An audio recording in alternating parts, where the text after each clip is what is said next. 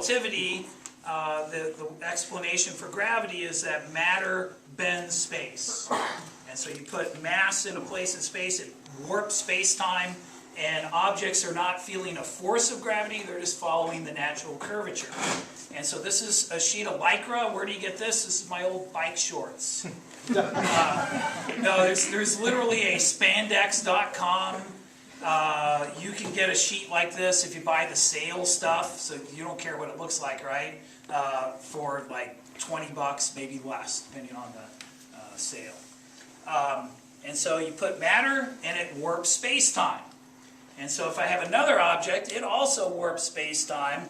They feel that and they're attracted to each other. And so that's Einstein's picture of gravity. Objects warp space-time, feel that curvature, and move accordingly. And if you have more mass, you're right there on that. Oh.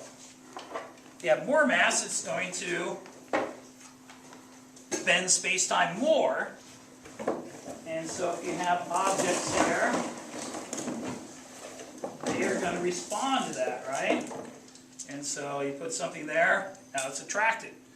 Now, in reality, that big mass would feel the warping of space-time by the marble too, right? It would move a little bit, but we usually ignore that. You know, the Earth makes the sun move a little bit, but it's so small you can ignore it. The moon makes the Earth kind of wobble around a point 3/4 of the way from the center of the Earth. We usually don't account for that when we're looking at satellite motion. Well, instead of just letting go of one, what if I give it a sideways push? Now it orbits. Now it's losing energy, which wouldn't happen in the solar system, right? Not noticeably. There's some perturbations from other planets and things, but this one does lose energy and spirals in. If I don't push it as hard, it will do an ellipse for a while anyway.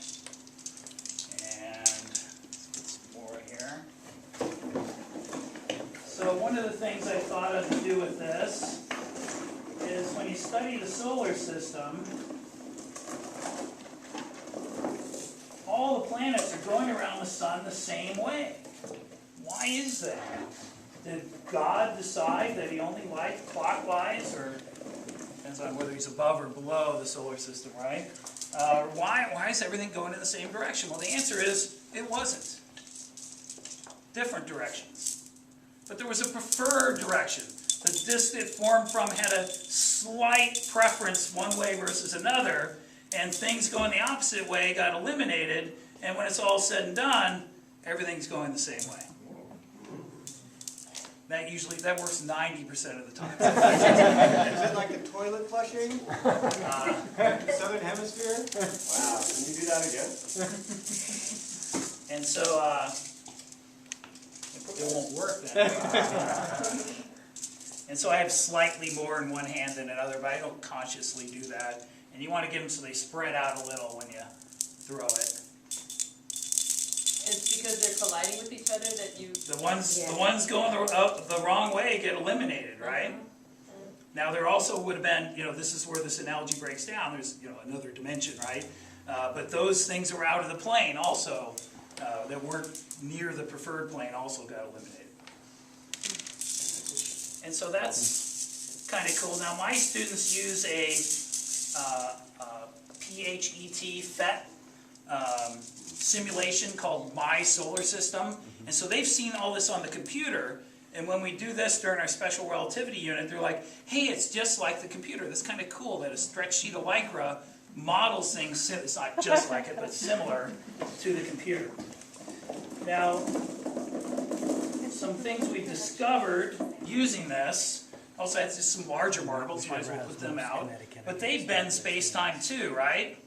And so maybe, oops, you can get one thing to orbit another. I think I can do a little better. There we go. Oh my God. So the Earth-Moon system, maybe?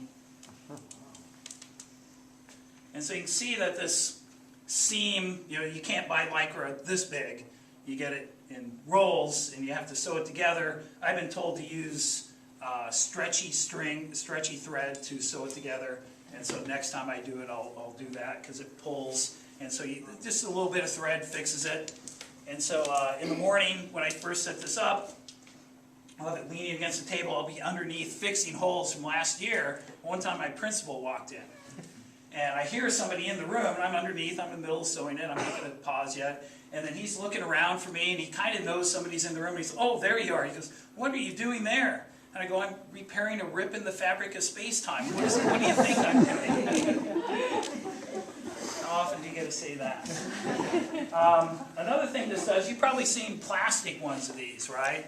The Discovery Center, Children's Discovery Museum in San Jose has one, the Exploratorium has one. Sometimes they have them at shopping malls to get you to put money in it. But one thing you can't do with those is put two masses in. And so when we went to the moon, when we first started, we sent our spaceships on what are called free return trajectories.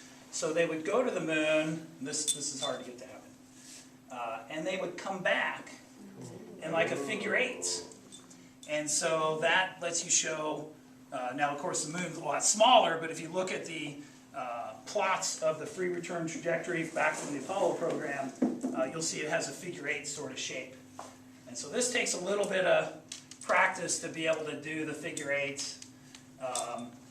These clamps around here, you can adjust it to make it tighter if it's not working. So Steve and I, when we set this up in the morning, we played around with it, and actually I think it was working better than it usually is.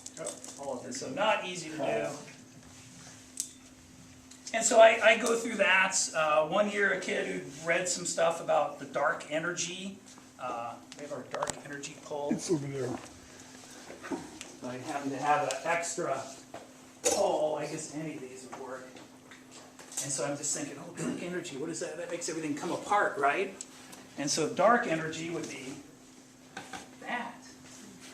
And so stuff goes apart rather than toward it. So if you can work in dark energy anytime, right? And so I go through that spiel. Maybe it takes me 10, 15 minutes talking with the kids, you know, just stuff they're not familiar with. And then I just let them play. And so that's where we discovered the Earth-Moon thing. Is I just let them play, and they're like, Mr. Burns, come over here and look. And they were all excited because they discovered that. I said, oh yeah, it's got it. Wow, so wow. And so there's, you know, then I throw out a few other things so they can try just collected stuff over time. And put out all the marbles. So if you want to try it out, but we probably want to get back to electricity and magnetism. But we want to play, Mr. Burns. And so I'd say the whole thing, if you bought all the parts and everything, it's about $100. But one of my favorite days, so you're going to do it Monday, right, Steve? You didn't get to it. But just, you do it once and you'll be hooked. And it will take a little bit of fooling to put it together, but I'll post the plans, and it's not a whole lot of work for. So this is a take-apartable thing, right? It comes apart, all the PVC pipe, wrap it with a bungee cord, stuff the Lycra in that box, and I can carry the whole thing myself. So you want a large gun or you don't want a small one? This is about the right size. You can get your whole class around it pretty much. Smaller. One problem is reaching. So some of you, I think, would have trouble with that, so you get a student to do it right. One thing you got to watch, though, is some students will think to go underneath to push up, and then while they're underneath, somebody decides to put the big mass down, and you know they get their space-time warped. And so you just tell them you can't go under. We will get things ourselves. You don't need to do that. Even Einstein has rules. Yeah. And so, is general relativity in the state standards? No. Probably the crowning achievement of science, not in the state standards. Can you fit it in after the STAR test? You bet. You can find some videos. I show them a thing on gravity waves, and then we do this, and that's a day, almost a day on general relativity. But since I don't understand it myself, that's plenty. So let's go back into the room.